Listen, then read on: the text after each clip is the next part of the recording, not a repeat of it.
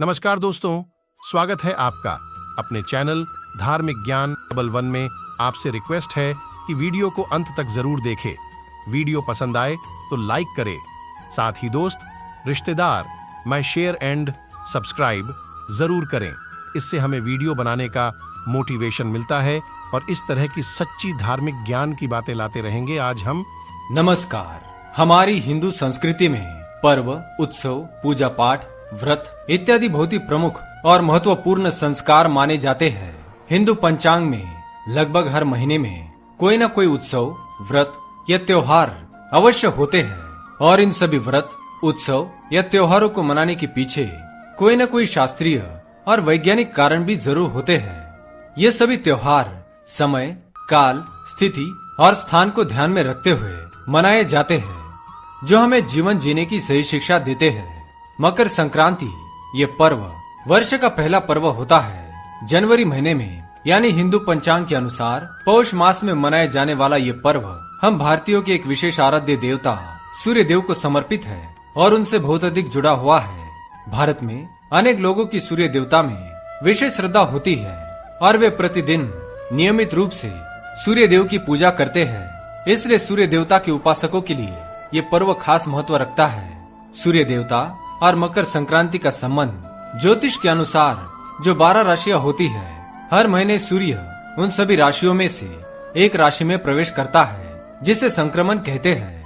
उन 12 राशियों में से एक राशि मकर है और हर साल जनवरी यानी कि पौष मास में सूर्य जब उत्तरायण में होते हैं और मकर राशि में प्रवेश करते हैं, उस दिन को मकर संक्रांति कहते हैं।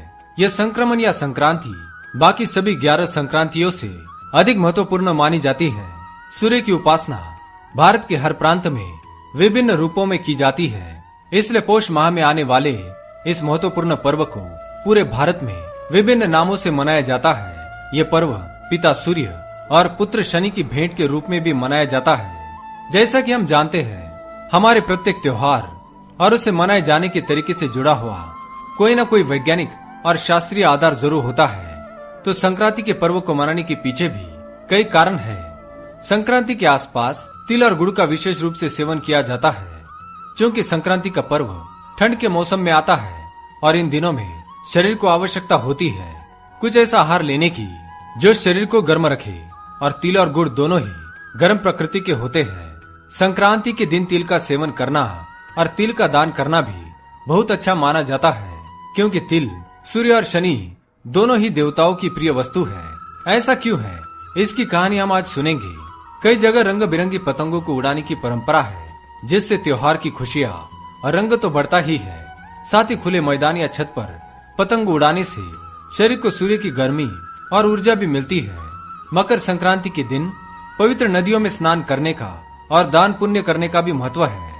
कहा जाता है कि जो भी व्यक्ति मकर संक्रांति के दिन सामर्थ्य के अनुसार किसी भी वस्तु का दान करता है, सूर्य देवता की कृपा से उसे किसी भी जन्म में उस वस्तु की कमी नहीं रहती। मकर संक्रांति के दिन तिल का दान करने से राहु और शनि दोष कम होते हैं। यह भी मान्यता है कि तिल की उत्पत्ति भगवान विष्णु के शरीर से हुई थी, इसलिए संक्रांति के दिन कई जगहों पर भगवान विष्णु की पूजा की जाती है। किसानों के लिए भी मकर संक्रांति बहुत अधिक महत्वपूर्ण त्योहार है। हमारे हर पर्व से जुड़ी कोई कहानी जरूर होती है, इसलिए मकर संक्रांति के पर्व से जुड़ी हुई पौराणिक कहानी आज हम सुनाएंगे। इनमें एक कहानी जो सूर्य और शनि देव यानी कि पिता और पुत्र के मिलन से संबंधित है। कहानी के अनुसार सूर्य देव की 2 पत्नियां थी, जिनके नाम थी छाया और संज्ञा। शनि देव छाया के पुत्र थे और संज्ञा के पुत्र यमराज थे। एक बार शनि देव सूर्य देवता से इस बात पर क्रोधित हो गए कि वे उनमें और यमराज में भेदभाव करते हैं, और क्रोधवश अपनी माता छाया को लेकर सूर्य देव का घर छोड़कर निकल गए।